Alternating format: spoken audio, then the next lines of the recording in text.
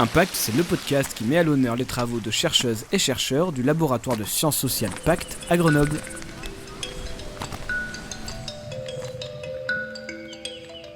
Bonjour et bienvenue à l'écoute d'Impact, le podcast du laboratoire Pacte à Grenoble.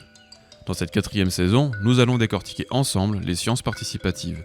Quels en sont les cadres, les expériences à des niveaux locaux ou internationaux. Dans cet épisode, nous retrouvons un invité de la saison précédente qui a mené 2 projets sur les violences conjugales au niveau européen, Improv et Impronova. Nous allons essayer de comprendre ensemble comment articuler un projet sur un territoire aussi vaste que l'Europe, quels sont les freins et comment fédérer les acteurs. Bonne écoute et pour ne manquer aucun épisode, abonnez-vous sur votre plateforme de podcast préférée. Nous accueillons de nouveau sur le plateau d'Impact Thierry Delpeuch. Bonjour Thierry. Bonjour. Et je suis comme d'habitude accompagné d'Émilie pour cet épisode. Bonjour Arthur. Alors Thierry, vous êtes chercheur au CNRS, sociologue, vous êtes spécialiste des questions de droit, de justice, de police, de sécurité. Et aujourd'hui, on va parler plus précisément de 2 projets de collaboration de chercheurs à une échelle plutôt européenne sur l'étude des violences conjugales, avec toutes les difficultés que cela comporte et que posent les collaborations justement sur le triple aspect international, intersectoriel et interinstitutionnel. Des gros mots qu'on va définir plus tard. Alors, est-ce que vous pouvez peut-être commencer par nous parler de la genèse de ce projet ? Alors, ce type de projet, alors qui heureusement ne présente pas que des difficultés, mais aussi recèle de nombreuses opportunités de faire des choses qu'on ne pourrait pas faire en dehors de ce type de cadre. Donc, c'est des projets qui naissent toujours à la confluence en fait, de 3 dynamiques. La première, c'est les appels d'offres qui sont lancés par l'Union européenne pour demander à des équipes de recherche dans différents pays et qui vont s'associer de traiter des sujets qui sont jugés importants, intéressants, cruciaux pour la science par l'Union européenne. Donc en fait, il y a un appel à projet qui demande à des équipes de se constituer sur des thèmes particuliers. Et donc là, on était dans un appel à projet sur la sécurité et il y avait un item de cet appel à projet consacré aux violences conjugales. Le deuxième élément, deuxième dynamique, c'est des réseaux de chercheurs, de chercheuses qui souvent existent déjà en partie, c'est-à-dire qu'on s'était rencontrés autour d'une table dans un congrès de criminologie avec quelques collègues à l'époque allemands, britanniques, si mes souvenirs sont bons, et finlandais. Et en fait, on voulait collaborer ensemble sur un projet européen. On avait envisagé les violences conjugales. On a décidé vraiment de travailler là-dessus parce qu'il y avait cet item dans le projet de l'Union européenne. Donc, on avait l'embryon en fait, d'un consortium, d'un groupe de recherche européen. Après, par différentes voies, en fonction des réseaux des uns et des autres, on a complété le consortium. Au départ, on était 4 pays et puis on est monté à 8. Et troisième dynamique, en fait, c'est l'Union européenne elle-même qui essaie de susciter la constitution de consortiums avec des forums qui sont spécifiques pour ça. Il y a des points de contact nationaux qui sont censés mettre en relation les chercheurs et les équipes françaises avec des équipes internationales. Donc en fait, l'Union européenne elle-même facilite la constitution de consortiums. C'est intéressant parce que ce que je comprends de ce que vous nous dites, c'est que les projets Impronova et Improve n'ont pas été lancés par une affinité de votre part ou un passif par rapport au sujet de recherche qu'ils impliquent, mais qui ont été au contraire impulsés par le fait qu'il y avait un appel sur ces thématiques-là, et qu'en fait vous vous êtes regroupés par la force des choses autour d'un sujet qui, une porte qui s'est ouverte à vous, sans avoir au préalable en fait eu cette idée de travailler sur le domaine des violences conjugales. C'est bien ça ? On avait envisagé le sujet dans une discussion qu'on avait eue bien avant de déposer le premier projet. On s'était demandé sur quel thème on pouvait travailler et on avait envisagé les violences conjugales. Et il se trouve qu'il y avait cet item, mais en fait, il y avait énormément d'autres items dans ces projets sur la sécurité. Il y avait des dizaines d'items, donc tout le monde, finalement, pouvait y trouver matière à développer une collaboration. Et donc, c'est une rencontre vraiment entre ce qu'on avait envisagé de faire et puis ce que l'Union européenne était prête à financer. Donc, on ne peut pas dire que ça nous a été imposé. L'idée préexistait à l'appel à projet de l'Union européenne. Pourquoi est-ce que c'est intéressant de travailler à l'échelle européenne sur ce sujet-là plutôt que par exemple une échelle nationale ? Je vais parler surtout pour les sciences sociales parce que Les différentes disciplines ont toutes des problématiques différentes de ce point de vue-là. En sciences sociales, c'est particulièrement intéressant parce que la comparaison internationale, c'est un des moyens privilégiés d'approfondir l'analyse et la compréhension des phénomènes qu'on étudie, puisqu'on compare ce qui se passe dans différents territoires. Et comme la situation est différente dans chaque pays, on a des variables qui diffèrent d'un pays à l'autre. Et du coup, on peut essayer de comprendre les effets de ces différentes variables sur le phénomène qu'on étudie. Donc, il y a l'aspect comparaison. Un autre aspect, c'est qu'on a une plus grande diversité de situations à étudier quand on étudie 8 pays que quand on étudie un seul, même s'il y a des diversités territoriales qui peuvent être importantes dans un même pays. Un autre intérêt de collaborer entre les pays, c'est à partir du moment où on est dans des projets qui visent à apporter de l'innovation et à mettre à jour les solutions qui existent à des problèmes comme les violences conjugales, on va collecter des bonnes pratiques dans les différents pays, donc on va avoir un plus grand éventail, une plus grande diversité de solutions. C'est aussi une opportunité d'échanger des expériences sur, par exemple, la façon dont on va piloter la mise en place de ces solutions, les mettre en œuvre. Donc en termes d'innovation, la diversité des points de vue et des expériences, c'est clairement un enrichissement. Donc c'est vrai que vous attachez en fait beaucoup plus à ces solutions que à l'étude sociologique de pourquoi ces violences conjugales, si j'entends bien. Non, c'est des projets qui ont la double dimension de recherche fondamentale et de recherche appliquée. Au début du projet, on avait des phases de recherche, comme on aurait fait de la recherche fondamentale si on n'était pas dans ce type de projet, c'est-à-dire aller faire des interviews, des enquêtes. Là, par exemple, dans l'actuel projet, on fait des interviews pour comprendre les barrières, les obstacles auxquels se heurtent les victimes de violences conjugales, notamment les victimes qui appartiennent à des groupes sociaux particulièrement défavorisés, comme les minorités sexuelles, les migrants et les réfugiés, les personnes âgées, les personnes handicapées. Donc, quel type d'obstacles ces victimes vont rencontrer dans leur interaction avec les administrations, les associations qui sont censées leur apporter un soutien en tant que victimes de violences conjugales. Et ça, donc, c'est un travail de recherche tout à fait classique. On se base sur la littérature scientifique internationale, on essaie d'approfondir. Et par ailleurs, plus tard dans le projet, alors à la fois, on va étudier les solutions, donc ça aussi c'est un travail de recherche classique en sciences sociales, donc étudier l'existant. Et par contre, un travail d'essayer d'identifier des bonnes pratiques, de modéliser des solutions, de voir ce qui existe dans un pays qu'on pourrait transférer dans d'autres pays.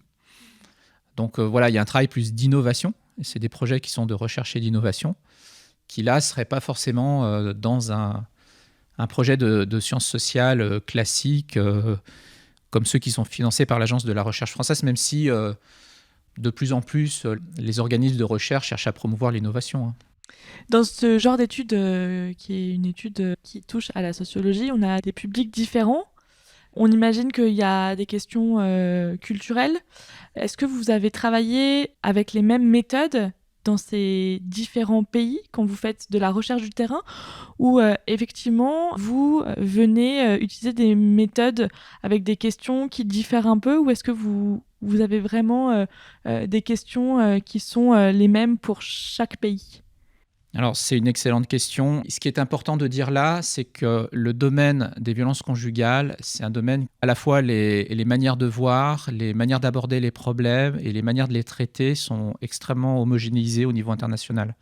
L'étude des violences conjugales et la réflexion autour des manières de lutter contre, ça part en gros des mouvements féministes américains dans les années 50, 60, 70.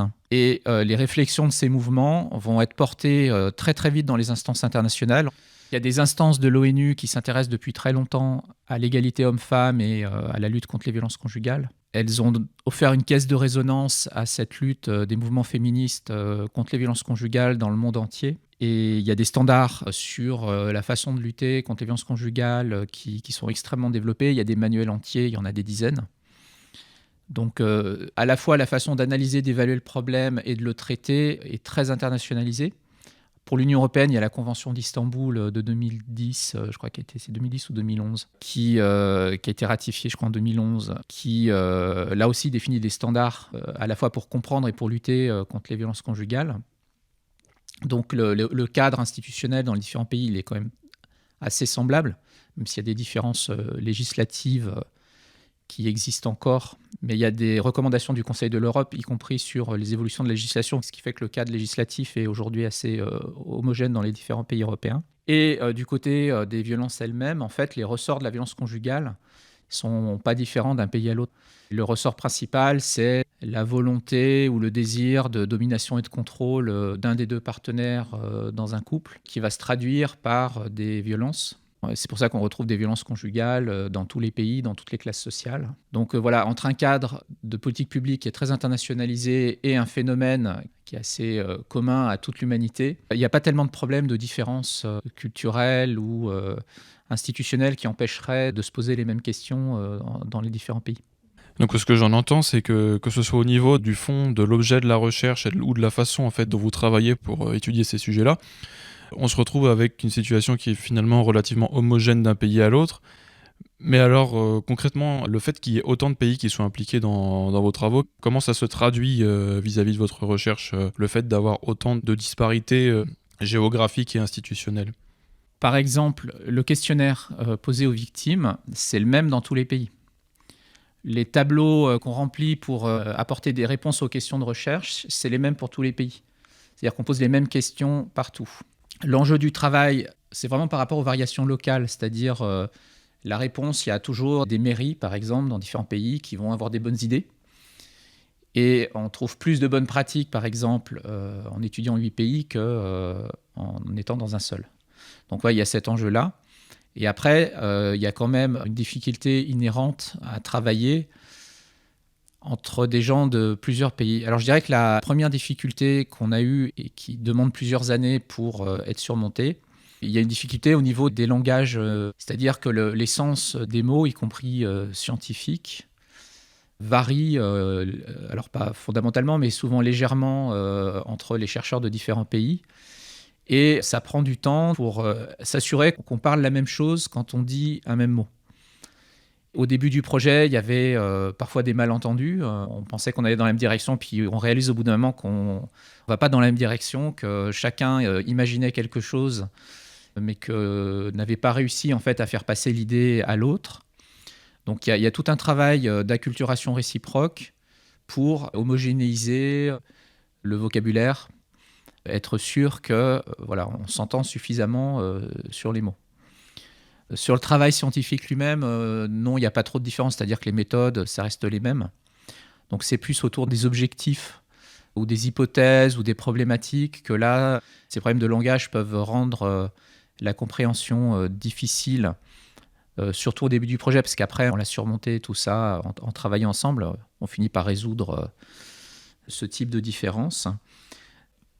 Après, il y a une difficulté qui est liée au fait qu'il faut faire travailler un grand nombre de gens ensemble, puisqu'on est une cinquantaine de personnes actives dans le consortium, dont tout le monde n'est pas chercheur. Hein. Il y a aussi les associatifs, il y a des policiers, des gendarmes, des travailleurs sociaux, des médecins. Donc il faut coordonner des gens qui sont de cultures professionnelles différentes. Je pense que les différences de culture professionnelle sont en fait plus grandes que les différences de culture nationale, en tout cas dans ce domaine. Collaborer avec un sociologue finlandais, par exemple, ou autrichien est très facile, mais collaborer avec un professeur de médecine allemand est plus difficile si on est sociologue. Mais en fait, c'est plus lié à la différence de vision et d'approche entre un médecin et un sociologue. Du coup, il y a un cadre d'organisation qui est très, très sophistiqué et assez contraignant qui est proposé par l'Union européenne pour qu'on réussisse en fait à coordonner des gros consortiums. Donc, on a des réunions très fréquentes. Donc, si vous voulez, le projet, il est divisé en ce qu'on appelle des work packages, c'est-à-dire il y a des grands groupes de tâches. Dans le projet, il y en a 4. Donc, il y en a un de recherche fondamentale, il y en a un pour fabriquer des outils de formation, il y en a un pour fabriquer un chatbot pour les victimes, il y en a un pour fabriquer des aides à l'amélioration des politiques publiques. Chaque work package, il y a des tâches. En général, il y en a 3, 4, 5 et avec une personne responsable de chaque work package, une personne responsable de chaque tâche. Pour chaque tâche, on a des réunions régulières toutes les semaines, toutes les 2 semaines. Donc, il y a énormément de visioconférences entre les personnes qui travaillent dans le projet, et puis des réunions de coordination à l'échelle d'un work package, et puis des réunions de coordination à l'échelle de tout le projet. Donc, on passe beaucoup de temps à se coordonner dans ce type de réunion et à ajuster ce que chacun fait dans chaque pays. Donc, par exemple, là, on est en train de faire une campagne d'interview auprès des victimes. Et donc, on a un guide d'entretien commun, on a des règles de déontologie communes. On s'est formé en commun pour interviewer des victimes parce que ça demande une approche sensible au traumatisme qu'ont vécu ces personnes. Donc, on s'est quand même créé un espèce de fond commun, de pratiques, de savoir-faire, de manière de voir. Mais après, il faut faire des campagnes d'entretien dans chaque pays en même temps, avec une façon de représenter nos résultats qui fait qu'ils vont être comparables. Et ça demande beaucoup de coordination. Il y a une question qui est la question du temps qui me semble un peu fondamentale. Vous êtes chercheur au CNRS, vous répondez à des appels d'offres au niveau européen. Comment est-ce que ça se passe en fait justement cette gestion du temps entre le temps de la carrière académique française et le temps de la recherche européenne? Les projets de recherche sur appel d'offres, alors que ce soit des projets européens ou des projets nationaux comme ceux de l'Agence nationale de la recherche, sont faits sur des temps qui correspondent à peu près à des échelles de 3, 4, 5 ans. Il y a un temps de préparation pour répondre à l'appel d'offres. Dans le cas du premier projet sur les violences conjugales, Improdova, ça a été 2 ans de travail en gros pour monter le projet. Alors pas à plein temps, mais on a collaboré de manière épisodique sur 2 ans avec un premier projet qui a été déposé, qui n'a pas marché. Après, la deuxième fois qu'on l'a déposé, ça a fonctionné. Et tout ça, c'était du temps d'apprentissage aussi pour pouvoir travailler en commun. Après, il y a le temps de réalisation du projet, où là, on peut dire quand même la spécificité des projets européens, c'est qu'ils sont prenants. C'est-à-dire que pour remporter l'appel à projet, il faut quand même promettre beaucoup de choses. Et donc ces choses, il faut après les réaliser, et la réalisation, elle est contrôlée et obligatoire. C'est-à-dire, en gros, si on s'engage à produire quelque chose, on est obligé de le produire. Ce qui peut être moins le cas dans d'autres types d'appels à projets. Si on fait des déclarations d'intention qui ne sont pas suivies des faits, c'est moins sanctionné. Donc, c'est très prenant. Dans les faits, les contrats de recherche européens et la recherche académique qu'on réalise dans le cadre d'une carrière universitaire classique ne sont pas tout à fait les mêmes. Il n'y a pas tout à fait les mêmes priorités, même si il n'y a pas non plus le grand écart, puisque ça reste une activité scientifique. Dans le cas des projets européens, surtout des projets de recherche et d'innovation, comme le sont les projets auxquels je participe, il y a un impératif qui est beaucoup plus important de diffuser les résultats auprès du grand public, de produire des innovations utiles pour les politiques publiques, et globalement, le but, c'est d'améliorer la vie des citoyens européens, plus que de produire de la connaissance scientifique, même si ça fait partie du projet que de produire cette connaissance. Dans le cas d'une carrière académique nationale, les enjeux, ça va être de produire des articles dans des revues à comité de lecture, donc des publications reconnues par les pairs, et puis d'obtenir une reconnaissance de la part des instances et des élites académiques de son pays, et donc de passer du temps à valoriser ses travaux en direction de ces élites. Donc on n'a pas tout à fait les mêmes objectifs, et donc si on participe à ce type de projet, il faut faire des choix. Alors après, la situation peut varier selon le type de participant. Donc pour des chercheurs comme moi qui sont dans des organismes de recherche, oui, il peut y avoir une forme de tension entre, on va dire, le travail qu'exige l'Union européenne dans le cadre de ces projets et puis les attentes du CNRS. Mais cette tension est quand même pas si grande que ça, parce que le CNRS quand même valorise la participation à ce type de programme. Par contre, il y a de plus en plus de chercheurs et de centres de recherche au sein de l'Union européenne qui vivent quasiment entièrement de ce type de projet européen. Et on a donc de plus en plus de chercheurs et de chercheuses qui dépendent des appels à projets pour financer leur salaire et qui passent leur vie à chercher ce type de projet. Il y a une difficulté qui peut venir aussi du fait que monter ce type de projet est très technique, donc ça demande un apprentissage important pour être capable de remporter. Il peut y avoir parfois une frustration qui est importante de la part de chercheurs qui sont plutôt dans des logiques de carrière au sein du cursus académique national, parce qu'ils déposent des projets qui ne sont pas retenus. Donc là, ça va se traduire par un discours qui peut être un discours hostile aux projets de l'Union européenne, qui vont être présentés comme pas de la vraie science, trop orientés vers la pratique ou trop influencés par les objectifs de l'Union européenne, etc. Pour moi, ça vient surtout de cette nécessité d'apprendre, et ça demande beaucoup de temps et d'énergie, à répondre à un appel d'offres européen. Pour ces chercheurs qui ne font que ça, ils ont des taux de succès qui sont quand même importants. Ça crée une espèce de division entre des gens qui sont plutôt investis dans leur environnement académique national et de plus en plus des gens qui sont plutôt investis dans cet environnement académique européen qui est plus orienté vers la recherche appliquée. Après, il n'y a pas que des projets innovation dans l'Union européenne, et il y a aussi les fameuses European Research Council, les ERC, qui là sont orientés recherche fondamentale. Et pour un chercheur français ou allemand ou d'un autre pays européen, avoir ce type de projet est une des plus grandes consécrations académiques, un peu comme, c'est un peu moins, mais un peu comme avoir un prix Nobel. Donc en fait, il y a une tellement grande diversité de cadres que c'est difficile de donner une réponse univoque. Mais pour ces projets d'innovation, ça peut créer des tensions avec des impératifs de carrière. Parce que quand on fait ça, on n'a pas forcément le temps, par exemple, de s'investir suffisamment dans les exigences et les épreuves d'une carrière académique nationale. Et justement, en parlant de temps, j'aimerais revenir un tout petit peu en arrière pour qu'on puisse se raccrocher au projet dont on parlait aujourd'hui, le projet Improve, Improdova. Vous avez évoqué la nécessité de rendre des comptes sur les résultats des recherches européennes. Dans le cas du projet Improdova et du projet Improve, quel a été le produit final de cette recherche pour pouvoir rendre compte des résultats que vous avez trouvés ?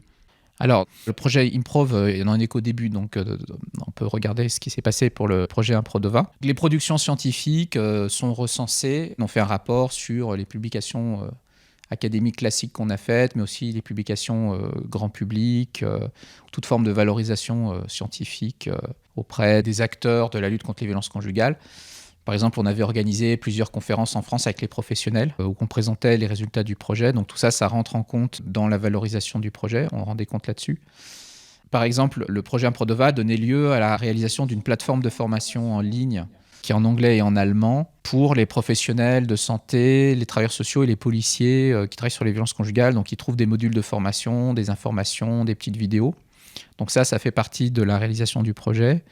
En France, on a fait un manuel de 80 pages à destination surtout des policiers et des policières sur comment travailler à la lutte contre les violences conjugales, donc comment accueillir les victimes, comment réagir quand on est sur une scène de violence, comment monter des partenariats pour travailler sur les violences conjugales avec d'autres professionnels, comment manager des équipes qui travaillent sur les violences conjugales, comment faire une enquête judiciaire. Donc on aborde un peu tous les aspects du travail professionnel. L'Union européenne va prendre en compte tout type de réalisation scientifique, mais aussi pratique et professionnelle. Le but étant à la fin, non pas d'en savoir plus sur les violences conjugales, mais d'améliorer la vie des citoyennes, surtout puisque ça frappe essentiellement les femmes européennes. Donc en fait, diminuer l'impact des violences conjugales sur les citoyennes européennes. Ça va bien au-delà de la connaissance scientifique. Où est-ce qu'on peut retrouver justement, pour celles et ceux qui seraient intéressés, le fruit de ces recherches ? Et bien justement, donc, ça fait partie de ce qu'on devait faire dans le projet d'avoir un site. Donc il y a un site improdova.eu qui donne accès aux plateformes en ligne. Il y a tous les rapports qu'on a fait dans le cadre du projet. Alors bien sûr, et c'est peut-être une des limites des projets européens, tout est en anglais. Voilà. Donc il faut parler l'anglais. Ou écouter Impact. Ou écouter Impact, oui. Ou lire le manuel français. À destination des policiers, mais qui donne aussi, j'imagine, une bonne idée de pratique. Mais il faut dire que de nos jours, les traducteurs automatiques permettent de... Ils sont quand même assez accès, puissants. Ouais. Impact saison 4, épisode 6, c'est terminé pour aujourd'hui. On espère que l'épisode vous a plu et dans tous les cas, on vous donne rendez-vous dans 2 semaines avec Camille Duty, qui a travaillé sur une recherche participative dans le domaine de la protection de l'enfance. À très vite dans Impact, le podcast pour comprendre les sciences sociales.